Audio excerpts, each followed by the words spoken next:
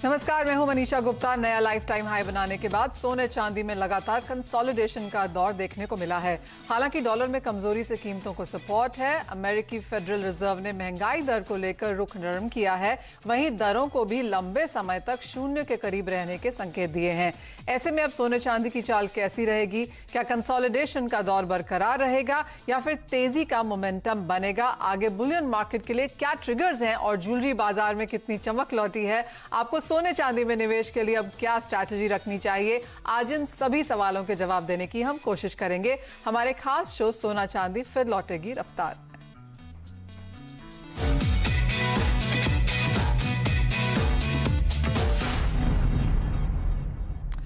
में हमारे साथ जुड़ रहे कॉमट्रेंड रिसर्च एंड फंड मैनेजमेंट के टी ज्ञानशेखर, कोटक महिंद्रा एएमसी की लक्ष्मी आयर, फोरसाइट बुलियन के विराज दिडवानी और पोपले ग्रुप के राजीव पोपले। आप सभी का कार्यक्रम में स्वागत है। और अगर हम सेकेंड क्वार्टर और फर्स्ट हाफ 2020 को देखें तो यहाँ पर हमने डोमेस्टिक डिमांड में भी कमी आते हुए देखी है और जेम्स एंड ज्वेलरी एक्सपोर्ट के नंबर्स भी यहाँ पर काफी खराब आए हैं।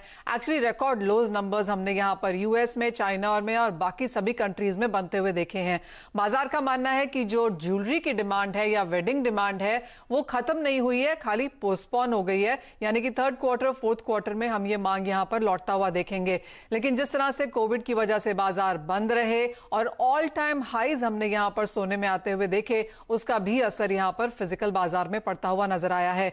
जहां मार्च और अप्रैल में बाजार बिल्कुल बंद थे, मई से कुछ बहुत खरीदारी लौटी, जून में नंबर्स बेहतर हुए, जुलाई में उससे बेहतर और अगस्त में बाजार का मानना है कि यहाँ पर कुछ बहुत नॉर्मल सी अब लौटने लगी है। राजीव, सबसे पहले आपसे जानना चाहेंगे किस तरह के नंबर्स मंथ ऑन मंथ अब आप यहाँ पर देखते हैं और आगे की क्या एक्सपेक्टेशन, क्या तैयारी है? Good evening Manisha.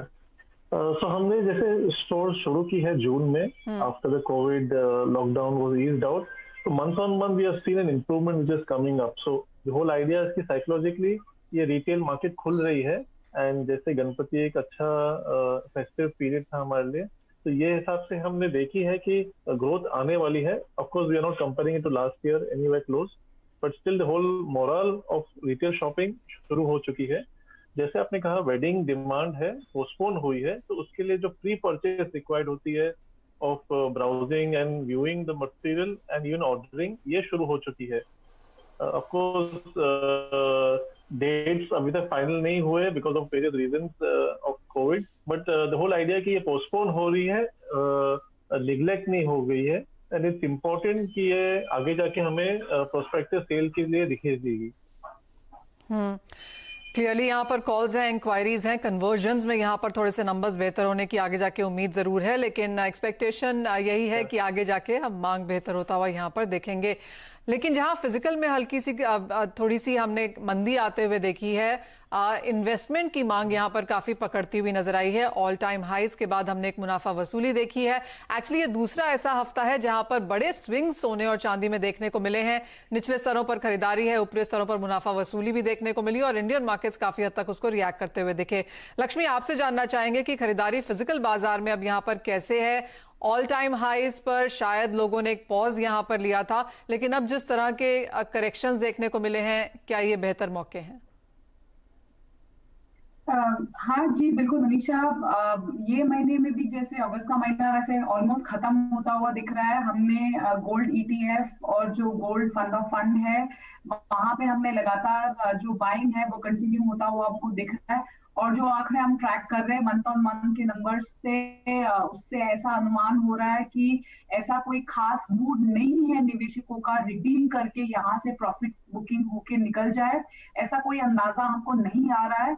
तो ये उम्मीद की जा सकती है कि अगस्त का महीना जुलाई के मुकाबले में बिल्कुल ठीक होगा या थोड़ा सा बेहतर होगा, क्योंकि अगस्त के महीने में हमने काफी हद तक करेक्शन देखा हुआ था और जो फेंस सिटर्स थे जो वेट कर रहे थे कि हल्का सा बाजार में थोड़ा करेक्शन आ जाए तो हम खरीदारी कर सकते हैं, तो हमें ऐसा लग रहा है कि वो जो निवेशक है वो सारे आ चुके हैं अगस्त के महीने में और ये मोमेंटम बना रहेगा।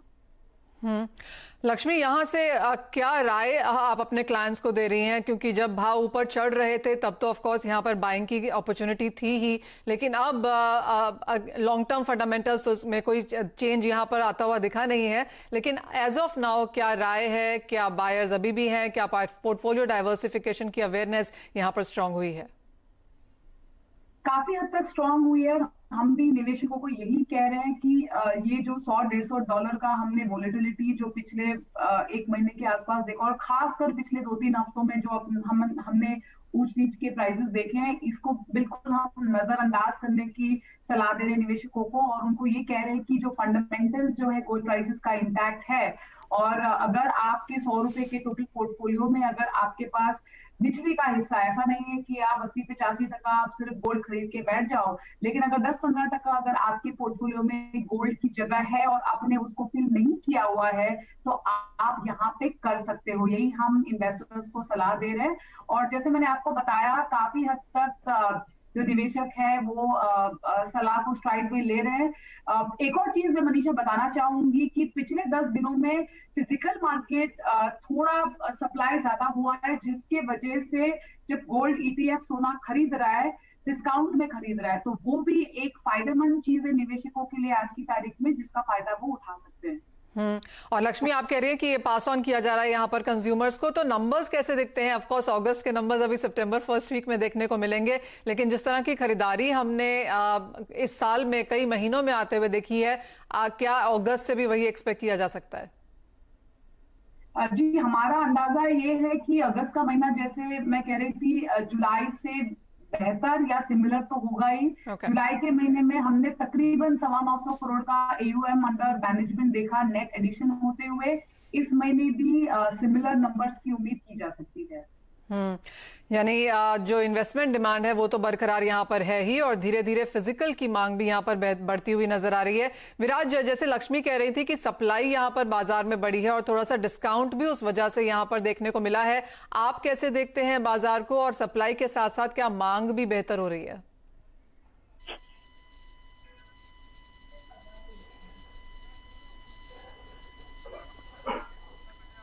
विराज, आप मेरी आवाज सुन सकते हैं? हाँ Manisha ji, now I can hear you. आप क्वेश्चन एक बार बोल सकते हो? जी विराज, लक्ष्मी कह रही थी कि स्पॉट मार्केट्स में, फिजिकल बाजार में यहाँ पर सोने की सप्लाई बढ़ी है और थोड़ा सा डिस्काउंट भी यहाँ पर देखने को मिला है। आप इस बाजार को कैसे देखते हैं और फिजिकल मांग अब कैसी है?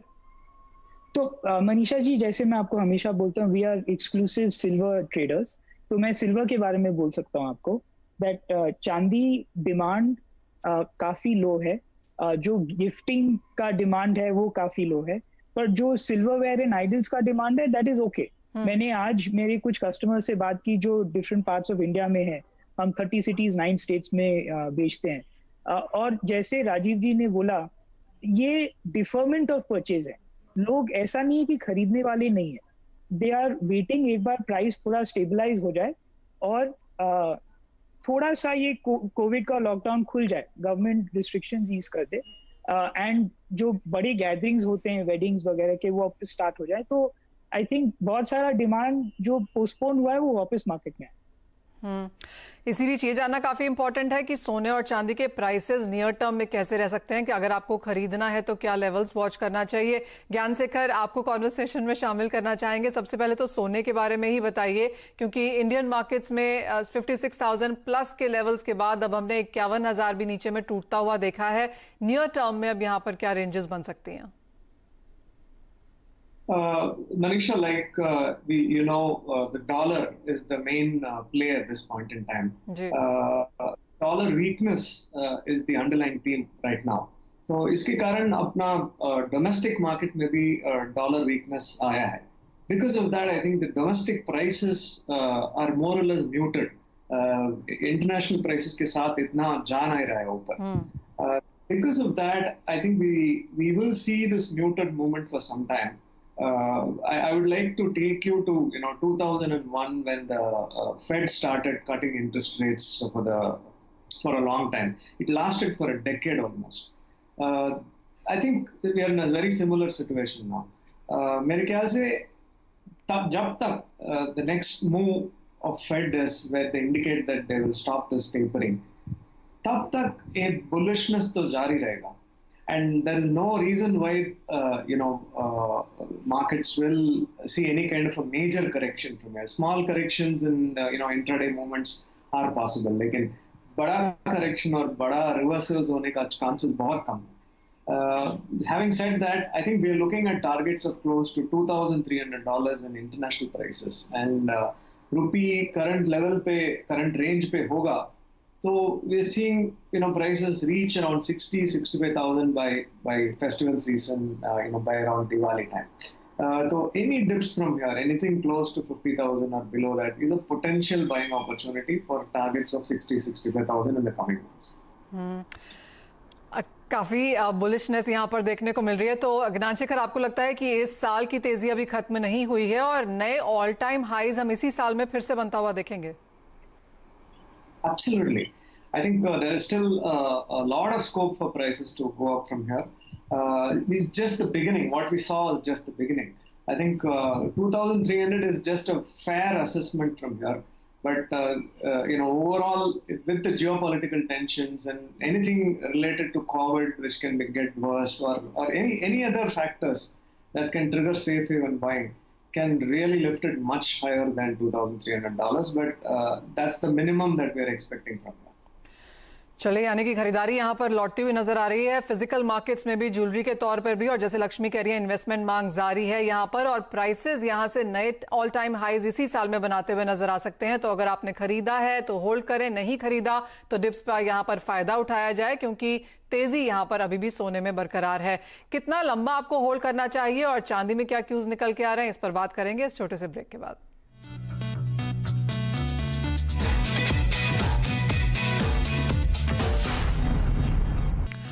सोने में तो यहाँ पर तेजी है ही और चांदी में हमने बढ़त और भी बेहतर होते हुए देखी है, स्पेशली क्योंकि जो चांदी की माइंस हैं जैसे कि पेरू और मेक्सिको वगैरह, वहां पर कोविड के केसेस की वजह से हमने आउटपुट में इस साल कमी होते हुए देखी है. सिल्वर इंस्टीट्यूट का मानना है कि इस साल में करीबन 5 से 6% की गिरावट यहाँ पर सप्लाईज में देखने को मिल सकती है. मिस्टर ज्ञानशेखर, आप यहाँ पर चांदी को अब कैसे देखते हैं? यहाँ पर भी भारतीय बाजारों में हमने ऑल टाइम हाईज बनते हुए देखे हैं, लेकिन आगे जाके अगले हफ्ते के लिए अब क्या रेंज रह सकती है और एक लॉन्गर टाइम रुझान क्या है? मनीषा, शॉर्ट टर्म में $30 एक नियर टर्म टारगेट है इंटरनेशनल प्राइसेस में, and with all these fundamental factors I think it's clearly market is inclined to test that level. That would amount to somewhere close to closer to around 80,000 in the domestic markets. I think by December we could be seeing 35 or maybe even $40. Simply because the technical structures are very, very conducive, extremely positive for silver. And, the derivative markets for silver compared to the physical markets can get really aggressive and volatile compared to gold. That can really give it a major speculative boost on the upside. So we think, these are the potential levels that we're working with, close to 80,000 in the near term and possibly close to 100,000 after that. ज्ञानशेखर, आप बहुत ही mouth watering यहाँ पर targets ऊपर में बता रहे हैं, लेकिन अगर किसी को खरीदना हो तो इंतजार करना चाहिए या करंट लेवल्स पे बाइंग करें? With the way it is, moving with gold, I think the overall picture and the overall bullishness for gold will rub off on silver eventually, and it will catch up. So clearly, any dips to buy karna hi chahiye. Anything closer to 60,000 is definitely a buy with the potential targets I mentioned earlier. Lakshmi, clearly जैसे जैसे बाजार खुलेंगे, जो लोग ETF में खरीदते हैं, sovereign gold bonds में भी खरीदते हैं, थोड़ा बहुत तो लोग फिजिकल भी खरीदेंगे, क्योंकि शादियों में सोना चांदी खरीदा ही जाता है, चांदी गिफ्टिंग के हिसाब से, सोना पहनने के हिसाब से.